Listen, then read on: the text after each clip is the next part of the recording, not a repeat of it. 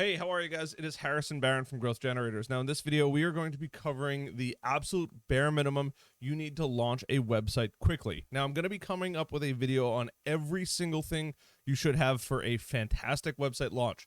But I get it. Not everybody has the time and the energy to go through and do that checklist because it's going to take you hours and hours and hours. By following this video, you could launch your website in literally about an hour, depending on how fast you could actually build the website. This is the bare minimum that you need to execute to have a fantastic and functional website. So let's dive into this one. So I'm going to share my screen here and we're going to go in. The first thing you got to do without a doubt is going to be hitting up a color wheel. Now, it doesn't particularly matter what colors you pick, but every single company, every single type of company out there has its own type of colors that just work with it. So what are those colors? Those colors are going to be, typically in technology, you're going to see a lot of blues. Facebook, Twitter, Instagram did have a bit of blues in there, but now it's more of a purple and they're constantly changing their logo. If you are in energy drinks, there's a lot of vibrant colors, whether that's neons or very poppy colors out there. If you are in landscaping, we have the greens. Every single brand, industry, company has a set of colors. Now, if you're not sure what colors to pick, or you're just like, I don't know what colors go together, go in here. Canva has a fantastic free one that you can go play around with. You have complementary, you have monochromatic, analogous, triadic, and tetradic. Now, I don't quite know what all of these mean, but I do know that a lot of designers use a lot of these. Now, complementary is obviously pretty straightforward. Monochromatic is just a slightly off color for it, and you could actually play around and you could go through and see what these colors are going to look like. Now, triadic and tetradic are very, very popular.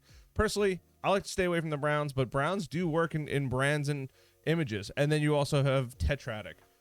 Once again, you're just going to play around with this thing and kind of get it to where you like a good handful of colors. Like, this is a pretty nice color here. And what you're going to want to do is, whatever you're doing, write down these colors, because if you don't, your website's going to look a little weird. It is the number one mistake that I see every single time. Companies out there using and kind of making websites that don't have an even color scheme. It's the first thing when I'm firing a website. What's your colors? And then the next part, which is what we're about to get to, is what fonts do you use? Now, this is Google Fonts. Depending on what you're building on, it may already have fonts preloaded. You might want to go buy a font. Whatever it is, you want to go through here. You could pick a type. I like a sans serif personally, or a serif. I'm more of a sans serif guy, but for the sake of this, we're going to go through and we're just going to do sans serif, but you could have a little fun with it. We have Roboto, super popular right now. You can change language too. If you have a very specific language, it's going to automatically default to all languages in here. There is no English, which baffles me, but hey, you know what? I didn't build it. And you can go through. You have Roboto, Open Sans, Lado. I've used Poppins. It's pretty funny. I use literally most of these fonts. Noto Sans is making a huge come up. I love Railway. One of my best friends, his brand is actually written in Railway, and it works out really, really good. It's got that little weird W. Looks sick. You have Ubuntu. You have all of these different ones. Merriweather. Just pick a font. Try to pick one that kind of fits with your industry. If you're not sure, go on Google, say search font checker. Grab a little screenshot of whose font you might like, drop it in there. It'll try to tell you what it thinks the font is, and then from there you can make your own decision.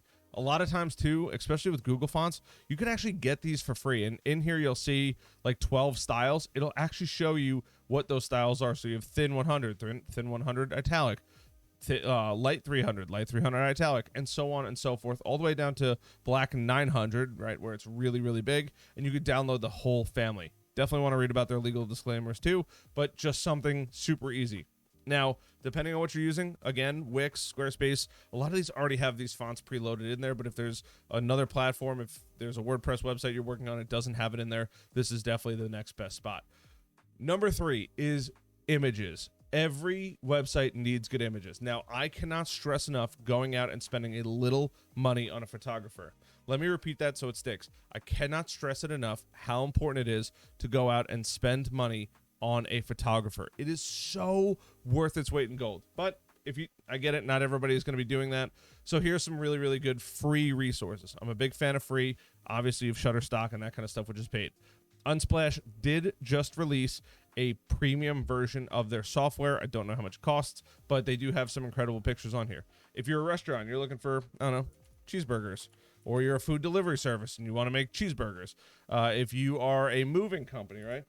You can type in moving, right? You could throw a box in there. There's a family taken down.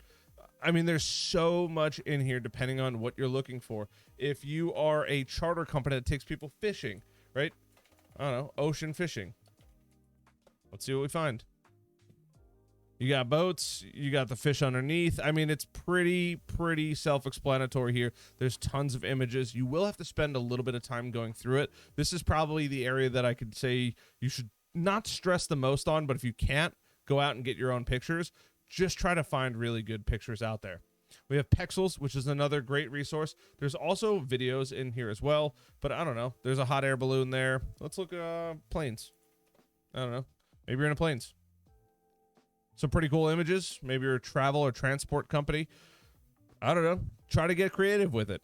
There's so many different images out there. You can spend hours and hours and hours going through this, but look for images that complement your website. And last is going to be Pixabay. Once again, we have birds. Let's just search birds because there's always plenty of birds.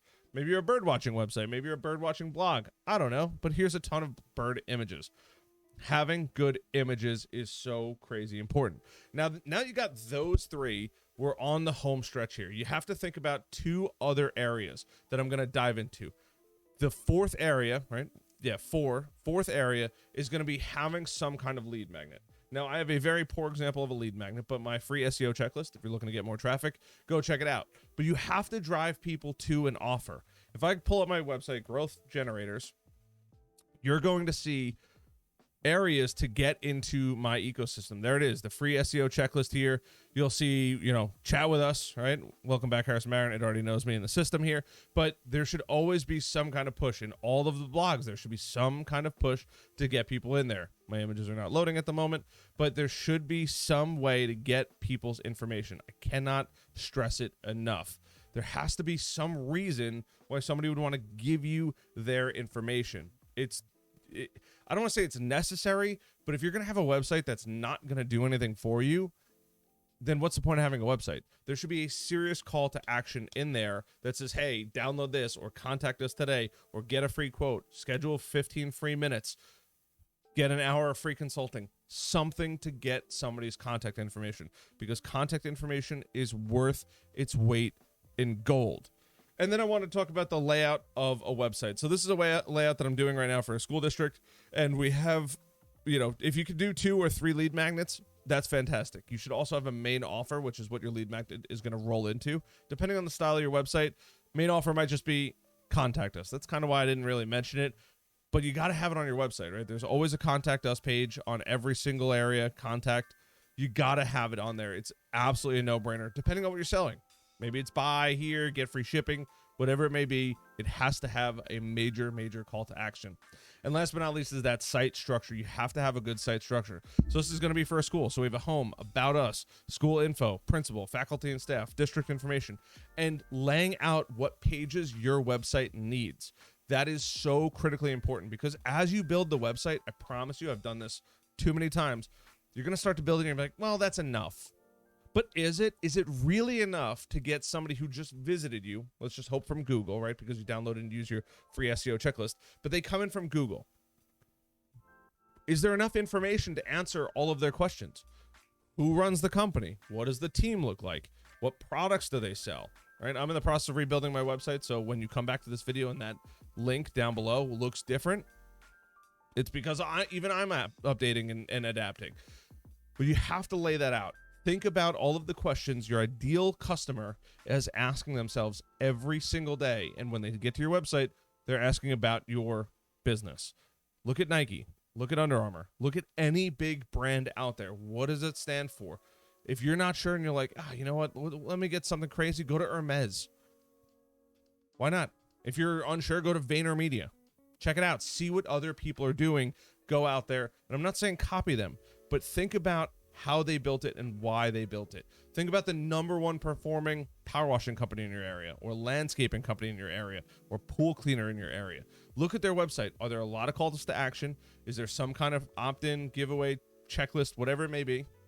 And when you go to the website, does it answer all of the questions? And if it's answering all of those, chances are pretty good they're making a lot of money on it. And that's what I want you to do. I want you to use this video, and after this video, you can go out there, you can execute, and you could launch successfully and extremely, extremely quickly. If you're somebody that is like, I want to do everything under the sun before I start building my website, hit that subscribe button, because that video is coming in the very, very near future. I got a couple videos before that, but I want to walk you guys through that of every single thing. I ask experts what their thoughts are, and I compile a list that is going to blow your socks off. Other than that, love you guys. Appreciate you guys for hanging out here, and happy crushing it online. I'll see you guys later.